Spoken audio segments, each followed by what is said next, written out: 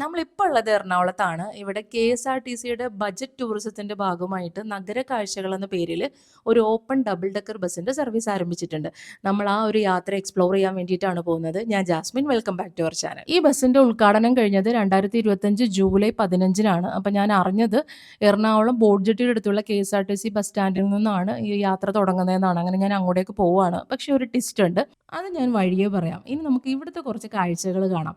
ഇതാണ് ബോട്ട് ജെട്ടിയുടെ അടുത്തുള്ള KSRTC bus stand. ഇവിടെ നിന്നുള്ള ബോട്ട് ജെട്ടിയിൽ നിന്ന് നമുക്ക് ഫോർട്ട് കൊച്ചി, മട്ടാഞ്ചേരിയിലേക്കൊക്കെ ബോട്ടിന് പോകാൻ പറ്റും. ഇപ്പോൾ എറണാകുളത്തേക്കൊക്കെ വരികയാണെന്നുണ്ടെങ്കിൽ നമുക്കൊരു ബോട്ട് യാത്ര ആസ്വദിക്കണം എന്നുള്ളവരാണെന്നുണ്ടെങ്കിൽ ഇവിടെ വന്നിട്ട് ബോട്ടിൽ കയറിയാൽ മതി. ഇവിടെ നമുക്ക് ഇന്ദ്ര ബോട്ട് സർവീസും ഉണ്ട്. ഇന്ദ്ര ബോട്ട് സർവീസിൻ്റെ ഒരു ഡീറ്റെയിൽഡ് വീഡിയോ നമ്മൾ നേരത്തെ ചെയ്തിട്ടുണ്ട്. അപ്പോൾ ആ സർവീസും ഇവിടെ നിന്നാണ് നടത്തുന്നത്. പിന്നെ ഇത് മറൈൻ ഡ്രൈവിൻ്റെ ഒരു എൻഡ് പോർഷനായിട്ട് വരും. അപ്പോൾ ഇവിടെ നിന്ന് ഇങ്ങനെ നടന്ന് നമുക്ക് പോവുകയാണെങ്കിൽ മറൈൻ ഡ്രൈവിലോട്ട് പോവുകയും ചെയ്യാം. ഇവിടുത്തെ കുറച്ച് കാഴ്ചകളും വീഡിയോസൊക്കെ എടുത്തിട്ട് നമ്മൾ നേരെ ഇനി തിരിച്ച് ബസ് സ്റ്റാൻഡിലേക്ക് പോവുകയാണ്. ഞാൻ ഇങ്ങോട്ട് വന്നപ്പോൾ തന്നെ ഒരു 4:30 ടൈമിൽ ഞാൻ അവിടെ കയറി ചോദിച്ചിരുന്നു ബസ് എപ്പോഴാണെന്നുള്ളത്. അപ്പോൾ അവർ പറഞ്ഞു വരും എന്നുള്ള രീതിയിലാണ് പറഞ്ഞത്. 5 മണിക്ക് സമയം അവർക്ക് അറിയത്തില്ലായിരുന്നു. ഞാൻ അങ്ങോട്ട് പറഞ്ഞു. അപ്പോൾ അവർ 5 മണിക്ക് വരും എന്ന് പറഞ്ഞു. അങ്ങനെയാണ് ഞാൻ ഈ വീഡിയോ ഒക്കെ ഷൂട്ട് ചെയ്യാൻ വേണ്ടി ഇങ്ങോട്ടേക്ക് വന്നത്. ഇനിയാണ് ടിസ്റ്റ്. ഞാനിപ്പോൾ ഒരു 4:55 ആയപ്പോഴത്തേനും തിരിച്ചു വന്ന് ഞാൻ ചോദിച്ചു ഇവരോട്, ചേട്ടാ ബസ് കണ്ടില്ലല്ലോ. അപ്പോഴാണ് അറിയാൻ സാധിച്ചത് ഈ ഒരു സ്റ്റാൻഡിൽ നിന്നല്ല ഈ ബസ് പോണത്, എറണാകുളം സൗത്ത് സ്റ്റാൻഡിൽ നിന്നാണ്. ഇനി ഇവിടുന്ന് പോകണമെന്നുണ്ടെങ്കിൽ ഞാൻ ഇവിടുന്ന് ഓട്ടോ എടുത്ത് പോകണം. ബസ്സിന് പോകാനുള്ള സമയമില്ല. ഓൾറെഡി 4:55 കഴിഞ്ഞിരിക്കുന്നു. ഞാൻ അങ്ങനെ അവിടുന്ന് എങ്ങനെയെങ്കിലുമൊക്കെ ഒരു ഓട്ടോ തപ്പി പിടിച്ച് 2-3 ഓട്ടോയ്ക്ക് കൈ കാണിച്ച് അവരൊന്നും അങ്ങോട്ടേക്ക് പോവില്ല എന്ന് പറഞ്ഞു. ഈ സമയത്ത് ഭയങ്കര തിരക്കുവാണല്ലോ. അങ്ങനെ ഒരു ചേട്ടനെ കിട്ടി. ഞാൻ ആ ഓട്ടോയിൽ കയറിയിട്ട് നമ്മുടെ MG റോഡ് ജംഗ്ഷനിലേക്ക്, അതായത് MG റോഡ് ചിക്കിങ്ങിൻ്റെ ഒക്കെ അടുത്തുള്ള ജംഗ്ഷനിലേക്ക് പോവുകയാണ്.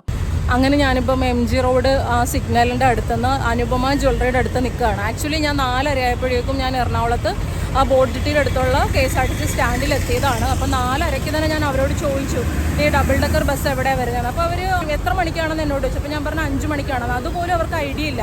ആക്ച്വലി ഇത് KSRTCയുടെ ഒരു KSRTCയുടെ ഒരു ഇനിഷ്യേറ്റീവാണ്. എന്നിട്ട് പോലും അവർക്ക് അതിനെപ്പറ്റി യാതൊരുവിധ ഐഡിയ ഇല്ല. എന്നിട്ട് ഞാനൊരു അരമണിക്കൂറോളം ഞാൻ അവിടെ വെയിറ്റ് ചെയ്തു. എന്നിട്ട് 4:55 വണ്ടി കാണാത്തപ്പോൾ ഞാൻ വീണ്ടും പോയി ചോദിച്ചു, ചേട്ടാ വണ്ടി കാണുന്നില്ലല്ലോ, അപ്പം എപ്പോഴാണ് വരണമെന്ന് ചോദിച്ചു. അപ്പോൾ അവർ പറഞ്ഞു ഇവിടെ നിന്നല്ല വണ്ടി പോണത്. അപ്പോൾ ഞാൻ പറഞ്ഞു ന്യൂസിൽ അങ്ങനെയാണല്ലോ കണ്ടത്, ഇവിടെ നിന്നാണ് പോകുന്നതെന്ന്. അപ്പോൾ അവർ പറഞ്ഞു ഇല്ല, ന്യൂസ് ആ ഇനാഗുറേഷൻ ദിവസം മാത്രമേ ഇവിടെ നിന്ന് പോകുന്നുള്ളൂ, അല്ലാത്തപ്പോഴും പോകുന്നത് എറണാകുളം ബസ് സ്റ്റാൻഡിൽ നിന്നാണ്. അപ്പോൾ ഞാൻ പറഞ്ഞു എന്നെ അത് അറിയിക്കണ്ടേ, ഞാൻ ഓൺലൈനായിട്ട് ബുക്ക് ചെയ്തതാണ്, പക്ഷേ ഇതുവരെ എന്നെ അറിയിച്ചിട്ടില്ല എന്ന്. അപ്പോൾ പുള്ളി പറഞ്ഞു കോർഡിനേറ്ററിൻ്റെ നമ്പർ തരാം, ആ നമ്പറിൽ വിളിച്ച് ചോദിച്ചാൽ പുള്ളി പറയില്ല. അങ്ങനെ ഞാൻ ആ പുള്ളിനെ വിളിച്ച് ചോദിച്ചപ്പോൾ പുള്ളി പറഞ്ഞത് അവിടെ നിന്ന് ഓട്ടോ കയറിയിട്ട് ഈ MG റോഡ് സിഗ്നലിൻ്റെ അവിടെ വന്ന് നിൽക്കുക. ഞാനിപ്പോൾ MG റോഡ് സിഗ്നലിൻ്റെ അവിടെ ഓട്ടോ കയറി ഇവിടെ വന്ന് നിൽക്കുകയാണ്.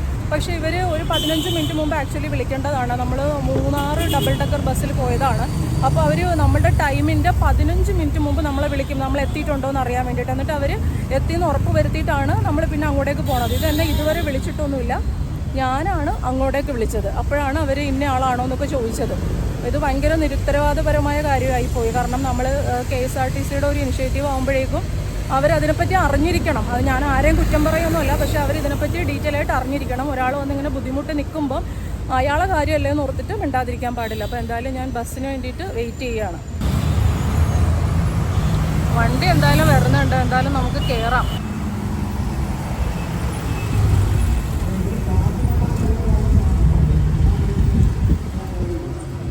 നമ്മൾ ബസ്സിലേക്ക് കയറിയിരിക്കുകയാണ്. മുകൾ ഡെക്കിൽ വന്നപ്പോൾ തന്നെ നിറയെ ആളുകളാണ്. എല്ലാവരും ഭയങ്കര എൻജോയ്മെന്റ് മൂഡിലാണ്. പാട്ടൊക്കെ പാടി ഭയങ്കര ചില്ല് ചെയ്താണ് ഇരിപ്പ്. ഇതിന്റെ മുകളിൽ നിന്നുള്ള കാഴ്ച വേറെ ലെവലാണ്. നമ്മളിങ്ങനെ നിൽക്കുമ്പോൾ തന്നെ ഇത്രയും തിരക്കുള്ള ഒരു നഗരമാണല്ലോ നമ്മൾ കാണുന്നത്. വണ്ടികളൊക്കെ ഇങ്ങനെ പോകുന്നു. സാധാരണ നമ്മൾ സ്ഥിരം പോകുന്ന വഴിയാണെങ്കിൽ പോലും നമ്മൾ ഇത്രയും ഉയരത്തിലിരുന്ന് കണ്ടിട്ടില്ലല്ലോ. ഈ കാറിലോ ബസ്സിലോ ഒക്കെ പോകുന്ന പോലെയല്ല, മുകളിൽ അതും ഓപ്പൺ ഡബിൾ ഡെക്കർ ബസ്സിലാണ് ഇരിക്കുന്നത്. അപ്പൊ അത്രയും ഒരു വ്യൂ നമുക്ക് ഉണ്ടാവും. ഭയങ്കര രസമായിട്ടാണ് മുന്നോട്ട് പോകുന്നത്. കുറെ വ്ളോഗേഴ്സ് ഒക്കെ വന്നിട്ടുണ്ട്. അവർ എന്നെ പോലെ വെതർ റിപ്പോർട്ടൊക്കെ നോക്കിയിട്ടാണ് ഇന്നത്തെ ദിവസം ബുക്ക് ചെയ്തിരിക്കുന്നത്. കാരണം 15-ാം തീയതി മുതൽ എന്നും മഴയായിരുന്നു. ഇന്നാണ് കുറച്ചെങ്കിലും മഴ തോർന്നിരിക്കുന്നത്. അങ്ങനെ നമ്മൾ പതുക്കെ ഫ്രണ്ടിലേക്ക് വന്ന് കാഴ്ചകളൊക്കെ കാണുകയാണ്. ഇപ്പം നമ്മൾ ഷിപ്പ്യാർഡിനടുത്ത് എത്തിയിരിക്കുകയാണ്. ഷിപ്പ്യാർഡ് എന്ന് പറയുമ്പോൾ കപ്പൽ ഉണ്ടാക്കുന്ന സ്ഥലമാണ്.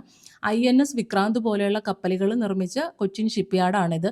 അത്രയ്ക്ക് അങ്ങോട്ട് വ്യൂ കിട്ടിയില്ല, കാരണം ഞാൻ വന്നപ്പോഴേക്ക് അത് കഴിഞ്ഞു പോയി. ഈ ബസ്സിൻ്റെ ഒരു റൂട്ട് എന്ന് പറയുന്നത് എറണാകുളം സ്റ്റാൻഡിൽ നിന്ന് എടുത്തിട്ട് നേരെ കുണ്ടന്നൂർ വന്ന് കുണ്ടന്നൂർ പാലം വഴി ഇവിടെ ഒരു വാക്ക് വേ ഉണ്ട്. അവിടെ കുറച്ച് നേരം സ്റ്റോപ്പ് ചെയ്ത് നമുക്ക് കാഴ്ചകളൊക്കെ കാണാം. അത് കഴിഞ്ഞിട്ട് നേരെ ഇവിടുന്ന് ഹൈക്കോർട്ട് വഴി കാളമുക്കിൽ പോകും. കാളമുക്കിൽ നിന്ന് പിന്നെയും തിരിച്ച് സ്റ്റാൻഡിലേക്ക് വരുന്ന രീതിയിലാണ് ഇതിൻ്റെ റൂട്ട് മാപ്പ്. ഞാൻ വണ്ടിയിൽ കയറി കഴിഞ്ഞിട്ട് ഇതിനകത്തുള്ളവരോട് ചോദിച്ചു ഇവരെങ്ങനെയാണ് കറക്റ്റായിട്ട് സൗത്ത് സ്റ്റാൻഡിൽ നിന്ന് കയറിയത്. അപ്പോൾ അവർ പറഞ്ഞു ബുക്കിംഗ് ചെയ്യാൻ നേരത്ത് സൗത്ത് സ്റ്റാൻഡ് എന്നാണ് ബോർഡിംഗ് പോയിന്റായിട്ട് കാണിച്ചിരിക്കുന്നത്. ആക്ച്വലി ആ ഒരു സംഭവത്തിൽ എൻ്റെ ഭാഗത്തു നിന്ന് ഒരു മിസ്റ്റേക്ക് ഉണ്ട്. ഞാനിത് പെട്ടെന്ന് ബുക്ക് ചെയ്തതാണ്. ഞാൻ നേരത്തെ പറഞ്ഞല്ലോ, വെതർ റിപ്പോർട്ട് നോക്കിയിട്ട് ഞാൻ ഈ യാത്ര ചെയ്യുന്ന ദിവസം രാവിലെ 11:30ക്ക് ബുക്ക് ചെയ്തതാണ്. പക്ഷേ ഞാൻ 2 ദിവസമായിട്ട് ന്യൂസുകൾ ഫോളോ ചെയ്യുന്നതുകൊണ്ട് തന്നെ എനിക്ക് ഷുവറായിരുന്നു ഇത് ബോട്ട് ജെട്ടിയുടെ അവിടെ നിന്നായിരിക്കുമെന്ന്. കാരണം ഞാൻ ന്യൂസുകൾ കണ്ടു, പിന്നെ 2, 3 വീഡിയോകളും കണ്ടു. അതിനകത്ത് എല്ലാം മെൻഷൻ ചെയ്യുന്നുണ്ട് ഇത് ബോട്ട് ജെട്ടിയുടെ അടുത്ത് നിന്നുള്ള KSRTC സ്റ്റാൻഡ് എന്നാണെന്ന്. അപ്പോൾ ഞാൻ അത്രയ്ക്ക് അങ്ങോട്ട് ശ്രദ്ധിച്ചില്ല. ഞാൻ ശ്രദ്ധിക്കാത്തത് എൻ്റെ ഭാഗത്തു നിന്നുള്ള തെറ്റ് തന്നെയാണ്. പക്ഷേ എന്നിരുന്നാലും ഞാൻ KSRTC സ്റ്റാൻഡിൽ 4:20 എത്തിയ ആളാണ്. ഏകദേശം ഒരു 4:00 കൂടിയെങ്കിലും ഞാൻ എത്തിയിട്ടുണ്ട്. ഞാൻ അപ്പോൾ ചോദിച്ചപ്പോൾ അവർക്ക് പറഞ്ഞിരുന്നെങ്കിൽ ഇത്രയും റഷ് പിടിക്കാതെ എനിക്ക് കറക്റ്റായിട്ട് ഓട്ടോയിൽ കയറി എനിക്ക് KSRTC സൗത്ത് സ്റ്റാൻഡിൽ വരാനുള്ള സമയം എനിക്കുണ്ടായിരുന്നു. ഇതവർ എന്നോട് കറക്റ്റായിട്ട് കമ്മ്യൂണിക്കേറ്റ് ചെയ്തിരുന്നെങ്കിൽ എനിക്ക് ഇത്ര ഉണ്ടായ ബുദ്ധിമുട്ട് ഒഴിവാക്കാമായിരുന്നു. അതിൻ്റെ ഒരു വിഷമത്തിൽ പറഞ്ഞതാണ്. ആരെയും ഞാനൊരു കംപ്ലയിൻ്റ് ആക്കാനോ അല്ലെന്നുണ്ടെങ്കിൽ ആരെയും മോശക്കാരനാക്കാനോ വേണ്ടിയിട്ട് പറഞ്ഞതല്ല. അപ്പോൾ ഇനി നമുക്ക് ഈ റൈഡ് എങ്ങനെയാണ് ബുക്ക് ചെയ്യുന്നതെന്ന് നോക്കാം. കേരള RTC അല്ലെങ്കിൽ KSRTC എന്ന് പറയുന്ന സൈറ്റിൽ കയറുമ്പോൾ ബുക്ക് നൗ എന്ന് പറയുന്ന ഒരു ഓപ്ഷൻ ഉണ്ടാവും. അതിനകത്ത് ക്ലിക്ക് ചെയ്ത് കഴിഞ്ഞാൽ travelling from going to journey date എന്ന് പറയുന്ന പേജിലേക്ക് പോകും. ട്രാവലിംഗ് ഫ്രമിൽ കൊച്ചി സിറ്റി റൈഡ് എന്ന് കൊടുക്കുക, ഗോയിങ് ടൂവിൽ കൊച്ചി എന്ന് കൊടുക്കുക. പിന്നെ നമ്മൾ യാത്ര ചെയ്യുന്ന ദിവസം ഏതാണോ അതിൻ്റെ ജേർണി ഡേറ്റ് കൊടുക്കുക, എന്നിട്ട് സെർച്ച് ബസ് കൊടുക്കുക. അവിടെയാണ് ബസ്സിൻ്റെ ഡീറ്റെയിൽസ് കാണിക്കുന്നത്. അപ്പോൾ നമ്മൾ എവിടെയാണ് ബോർഡ് ചെയ്യേണ്ടതെന്ന് കാര്യങ്ങളൊക്കെ അവിടെ കാണിക്കും. അവിടെയാണ് സൗത്ത് ബസ് സ്റ്റാൻഡ് എന്ന് കാണിക്കുന്നത്. അവിടുന്ന് നമ്മൾ പോകുമ്പോൾ പിന്നെ ചോദിക്കുന്നത് സീറ്റ് സെലക്ട് ചെയ്യാൻ വേണ്ടിയിട്ടാണ്. അപ്പോൾ താഴത്തെ ഡെക്കാണെന്നുണ്ടെങ്കിൽ 150 രൂപയാണ്, മുകളിൽ ഓപ്പൺ ഡെക്കാണെന്നുണ്ടെങ്കിൽ 300 രൂപയാണ്. അതും സെലക്ട് ചെയ്ത് കഴിഞ്ഞാൽ പിന്നെ നമ്മുടെ പേഴ്സണൽ ഡീറ്റെയിൽസിലേക്കാണ് പോകുന്നത്. അവിടെ നമ്മുടെ പേരും നമ്പറും വയസ്സും ഒക്കെ കൊടുക്കുക. പിന്നെ പേയ്മെൻറ്റ് ഓപ്ഷനാണ്. അവിടെ സാധാരണ പേയ്മെൻറ്റ് ചെയ്യുന്ന പോലെ കാർഡ് വഴിയോ ഗൂഗിൾ പേ വഴിയോ നമുക്ക് പേയ്മെൻറ്റ് ചെയ്യാവുന്നതാണ്. ഇങ്ങനെയാണ് ഈ ബസ് ബുക്ക് ചെയ്യേണ്ടത്. ഇപ്പം നമ്മൾ ആദ്യത്തെ പോയിന്റിലേക്ക് എത്തിയിരിക്കുകയാണ്. ഈ ഒരു കുണ്ടന്നൂർ പാലം കഴിഞ്ഞിട്ട് ഒരു വാക്ക് വേ ഉണ്ട്, അവിടത്തേക്ക് എത്തിയിരിക്കുകയാണ്. ഇവിടെ കുറച്ച് നേരം ഒരു 20 മിനിറ്റ് വെയിറ്റിംഗ് ഉണ്ടാവും. അപ്പോൾ നമുക്കിവിടെ ഇറങ്ങി ചായ സ്നാക്സ് ഒക്കെ കഴിക്കാം. പിന്നെ വേണമെങ്കിൽ കുറച്ച് നേരം ഈ വാക്ക് വേയിലൂടെയൊക്കെ നടന്നിട്ട് പിന്നെ തിരിച്ച് ബസ്സിൽ കയറാം. അങ്ങനെ എല്ലാവരും ഫോട്ടോസൊക്കെ എടുക്കുന്നതിൻ്റെ തിരക്കിലാണ്. ബസ് ആദ്യമായിട്ടൊരു പോയിന്റിൽ നിർത്തുകയാണല്ലോ. അപ്പോൾ ബസ്സിൻ്റെ ഫ്രണ്ടിൽ നിന്ന് എടുക്കുന്നു, സൈഡിൽ നിന്ന് എടുക്കുന്നു, അങ്ങനെ എല്ലാവരും ഭയങ്കര ജോളിയാണ്. ആക്ച്വലി ഞാൻ ഒറ്റയ്ക്കാണ് വന്നപ്പോൾ. ഒറ്റയ്ക്ക് വന്നതുകൊണ്ട് തന്നെ എനിക്കൊരു കൂട്ടില്ലാത്തതിൻ്റെ ഒരു വിഷമം ഉണ്ടായിരുന്നു. പക്ഷേ ബസ്സിൽ കയറി ഒരു 10 മിനിറ്റ് കഴിഞ്ഞപ്പോൾ ആ വിഷമമൊക്കെ പമ്പാടുന്നു. ശരിക്കും എല്ലാവരും ഭയങ്കര ജോളിയാണ്. പല സ്ഥലത്തുനിന്ന്, കേരളത്തിൻ്റെ പല സ്ഥലത്തുനിന്ന് വന്ന ആൾക്കാരുണ്ട്, പല ഏജ് ഗ്രൂപ്പിലുള്ള ആൾക്കാരുണ്ട്. അതൊന്നും അവിടെ ഒരു തടസ്സമേ ആയിരുന്നില്ല. പിന്നെ കണ്ടക്ടറും ഇതിൻ്റെ അകത്തുള്ള ബസ്സിലുള്ള KSRTCയുടെ ആൾക്കാരും ഒക്കെ ഭയങ്കര എൻജോയ്മെൻ്റ് ആയിരുന്നു. നമ്മുടെ കൂടെ തന്നെ അവർ മിങ്കിൾ ചെയ്തു, എല്ലാവരും പാട്ടുപാടി, എല്ലാവരും അതിൻ്റെ ഒരു ചില്ല് വൈബടിച്ചാണ് ഇരുന്നത്. എറണാകുളത്തേക്ക് ഒരു 1 ഡേ ട്രിപ്പൊക്കെ വരുന്നവർക്കാണെന്നുണ്ടെങ്കിൽ എറണാകുളം ഒരു മൊത്തത്തിലൊന്ന് ഓടിച്ച് കാണാൻ വേണ്ടിയിട്ട്, അതും ഭയങ്കര അടിപൊളി വ്യൂവിൽ കാണാൻ വേണ്ടിയിട്ട് നമുക്ക് ഈ ബസ് യാത്ര എടുക്കാവുന്നതാണ്. ഒരു രാവിലെയൊക്കെ വരികയാണെന്നുണ്ടെങ്കിൽ ഇപ്പോൾ ലുലു മാൾ അവിടെയൊക്കെ ആയിരിക്കുമല്ലോ എല്ലാവരും ഒരു പോയിന്റ് സെലക്ട് ചെയ്യുന്നത്. അവിടെയൊക്കെ പോവുക, പിന്നെ വാട്ടർ മെട്രോ കയറുക, അങ്ങനെയുള്ള ബോട്ടിങ് കാര്യങ്ങളൊക്കെ ചെയ്തിട്ട് നേരെ വൈകുന്നേരം 5 മണിക്ക് ബസ്സിൽ കയറുവാണെങ്കിൽ നമുക്ക് കൊച്ചി മൊത്തത്തിലൊന്ന് ഭംഗിയിൽ കാണാൻ പറ്റും. ഇനി നമുക്ക് ബസ്സിൻ്റെ അകത്ത് കയറിയിട്ട് ഇതിൻ്റെ സീറ്റിങ്ങും കാര്യങ്ങളൊക്കെ നോക്കാം. ഇതിനകത്ത് മൊത്തം 63 സീറ്റുകളാണുള്ളത്. താഴെ 24 പേർക്കും മുകളിൽ 39 പേർക്കുമാണ് ഇരിക്കാൻ പറ്റുന്നത്. അത്യാവശ്യം നല്ല രീതിയിലാണ് സീറ്റിംഗ് ഒക്കെ ചെയ്തിരിക്കുന്നത്. മുകളിൽ ഇരിക്കുന്നതാണ് ശരിക്കും ഒരു വൈബ് കിട്ടുമെങ്കിൽ, അല്ലെങ്കിൽ ഒരു ഡബിൾ ഡെക്കർ ബസ്സിൻ്റെ ഒരു ഫീല് കിട്ടുള്ളൂ.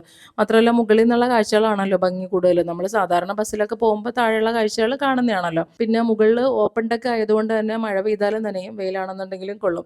പിന്നെ വൈകുന്നേരം 5 മണിക്ക് ആയതുകൊണ്ട് വെയിലിൻ്റെ കാര്യത്തിൽ അത്ര പ്രശ്നമില്ല. മഴയാണെങ്കിൽ റെയിൻകോട്ടോ കുടയോ അങ്ങനെ എന്തെങ്കിലും കരുതേണ്ടി വരും.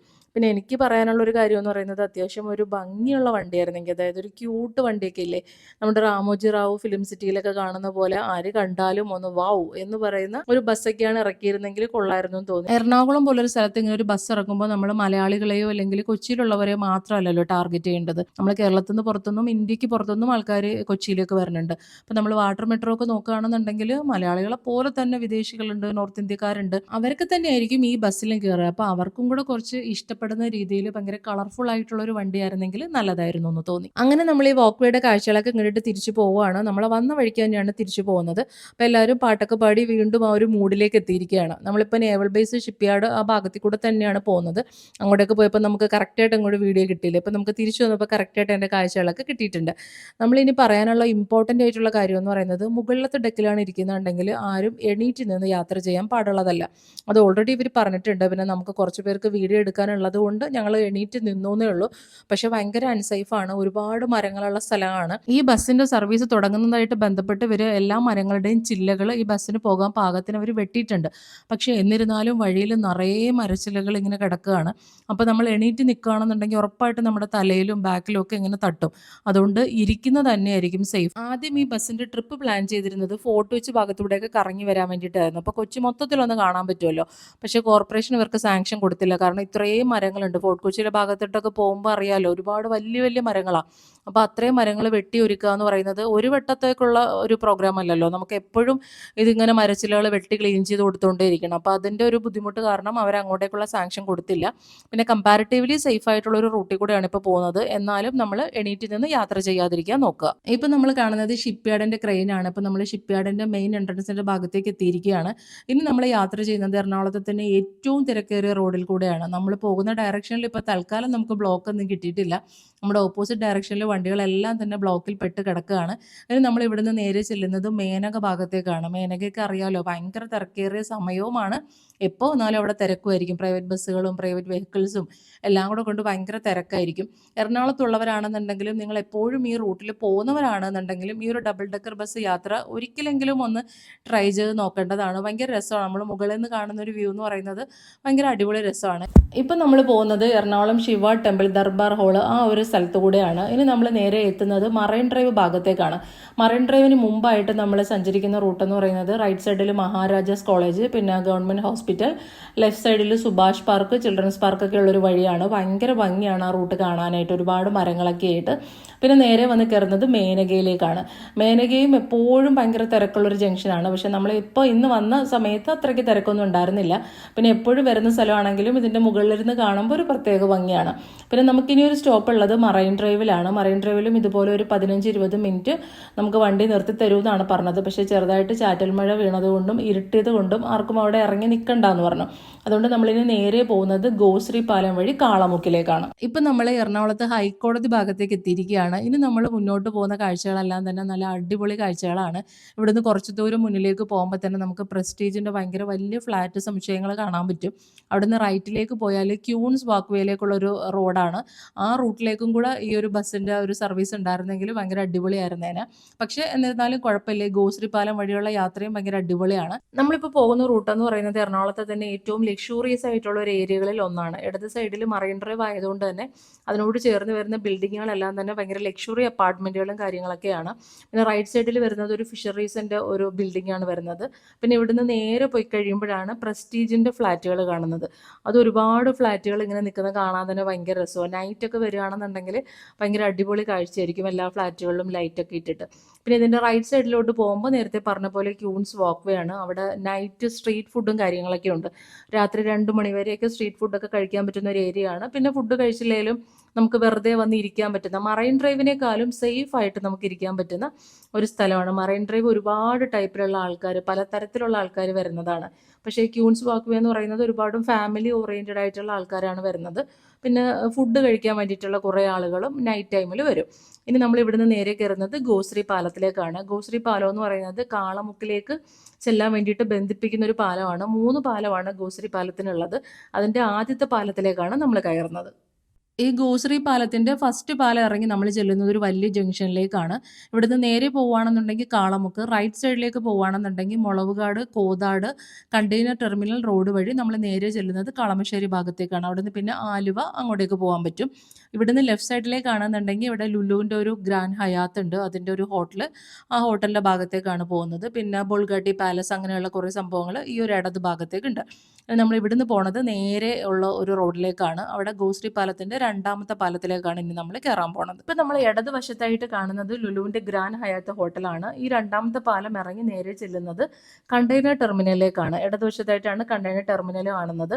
ഇതിൻ്റെ ഒരു കംപ്ലീറ്റ് വ്യൂ കാണണമെന്നുണ്ടെങ്കിൽ നമ്മൾ ബോട്ടിലൊക്കെ പോവുകയാണെങ്കിൽ, ഇപ്പോൾ സാഗരറാണി, ഇന്ദ്ര ബോട്ടിങ് അതുപോലുള്ള ബോട്ടിംഗ് ഒക്കെ എടുക്കുകയാണെന്നുണ്ടെങ്കിൽ ഈ കണ്ടെയ്നർ ടെർമിനൽ നമുക്ക് അടിപൊളിയായിട്ട് കാണാൻ പറ്റും. ഇവിടെ കുറേ ലോറികളൊക്കെ സൈഡിൽ നിർത്തിയിട്ടിരിക്കുന്നതും ലോറി കയറി പോകുന്നതും ഒക്കെ നമുക്ക് കാണാം. ഇവിടുന്നാണ് കണ്ടെയ്നർ ലോഡ് ചെയ്തിട്ട് പല സ്ഥലങ്ങളിലേക്ക് കൊണ്ടുപോകുന്നത്. 3 മൂന്നാമത്തെ പാലം എത്തുന്നതിന് മുമ്പായിട്ട് റൈറ്റ് സൈഡിലോട്ട് പോവുകയാണെന്നുണ്ടെങ്കിൽ വരാപ്പുഴ ചർച്ചാണ്. ഭയങ്കര ഫേമസ് ആയിട്ടുള്ള ചർച്ചാണ്. ഇവിടെ നിന്ന് നമ്മൾ കയറുന്നത് അടുത്ത പാലത്തിലേക്കാണ്. ഇവിടെ നിന്ന് നമുക്ക് വൈപ്പിൻ്റെ കാളമുക്കിൻ്റെ ഒരു ഭംഗി നമുക്ക് കാണാൻ പറ്റും. ലെഫ്റ്റ് സൈഡിൽ ചെറിയൊരു ഹാർബറും സംഭവങ്ങളൊക്കെ ഉണ്ട്. 3 മണിയോട് കൂടിയിട്ട് ബോട്ടുകളൊക്കെ വരുന്നത് കൊണ്ട് തന്നെ ഭയങ്കര ഫ്രഷ് ആയിട്ടുള്ള മീൻ നമുക്ക് ഇവിടുന്ന് വാങ്ങിക്കാൻ പറ്റും. 3 മണിക്കൊക്കെ വരികയാണെങ്കിൽ നമുക്ക് മീൻ ലേലത്തിൽ പിടിക്കാം, ഭയങ്കര ലാഭത്തിൽ വാങ്ങിക്കാൻ പറ്റും. പിന്നെ വൈകുന്നേരം ഒരു 5 മണിക്ക് ശേഷമൊക്കെ വരികയാണെന്നുണ്ടെങ്കിലും നല്ല ഫ്രഷ് മീൻ നമുക്ക് വില കുറച്ച് ഈ ഭാഗത്ത് നിന്ന് വാങ്ങിക്കാൻ പറ്റും. ഇവിടെ വരെയാണ് നമ്മുടെ ഈ ബസ്സിൻ്റെ ഒരു ട്രിപ്പ് എന്ന് പറയുന്നത്. ഇനി ഒരു കാളമുക്ക് ഭാഗത്തേക്ക് എത്തിക്കഴിഞ്ഞാൽ നമ്മൾ അവിടുന്ന് തിരിച്ച് യു ടേൺ അടിച്ചിട്ട് നമ്മൾ ഈ വന്ന ഭാഗത്തേക്ക് തന്നെ റിട്ടേൺ വരും. അങ്ങനെ നമ്മുടെ ഡബിൾ ഡെക്കർ ബസ്സിൻ്റെ ഒരു ട്രിപ്പ് ഏകദേശം അവസാനിക്കാറായിട്ടുണ്ട്. ഇപ്പോൾ നമ്മൾ കാളമുക്ക് എത്തിയിട്ടുണ്ട്. ഇവിടെ നമ്മളിനി യു ടേൺ അടിച്ച് നമ്മൾ വന്ന വഴിയെ തന്നെ പോവുകയാണ്. ഗോശ്രീ പാലം കയറി 3 പാലങ്ങളും കയറിയിട്ട് ഹൈക്കോർട്ട് എത്തി. പിന്നെ നമ്മൾ എറണാകുളം സ്റ്റാൻഡിലേക്കാണ് പോകുന്നത്. ഈ സമയത്തൊക്കെ ഇവിടെ ഭയങ്കര തിരക്കാണ്. അപ്പോൾ നമ്മുടെ ട്രിപ്പ് തുടങ്ങിയത് 5 മണിക്കാണ്. ഇപ്പോൾ സമയം ഏകദേശം 7:30 ആയിട്ടുണ്ട്. 8 മണിയോട് കൂടി നമ്മുടെ ട്രിപ്പ് അവസാനിക്കും. ട്രിപ്പിൻ്റെ അവസാനം ആയപ്പോഴത്തേക്കും എല്ലാവരും ആ ഒരു മൂഡിലാണ്. ഈ ബസ്സിൻ്റെ ജീവനക്കാർ നമ്മളുടെ അടുത്ത് കുറേ നേരം സംസാരിച്ചു. എല്ലാവരുടെ അടുത്തുനിന്നും ഫീഡ്ബാക്കും കാര്യങ്ങളൊക്കെ എടുത്തു. എന്തൊക്കെ സജഷൻസ് ആണ് വേണ്ടത്, ഇനി നമുക്ക് എന്തൊക്കെ രീതിയിൽ ബെറ്റർ ആക്കാന്നുള്ള കാര്യങ്ങളൊക്കെ ചോദിച്ചു. അപ്പോൾ നമ്മൾ പറഞ്ഞത് 4:30 മണിക്ക് തുടങ്ങുകയാണെന്നുണ്ടെങ്കിൽ ഒരു ഇരുട്ട് വീഴുന്നതിന് മുമ്പേ നമുക്ക് ഈ ഒരു ട്രിപ്പ് അവസാനിപ്പിക്കാൻ പറ്റും.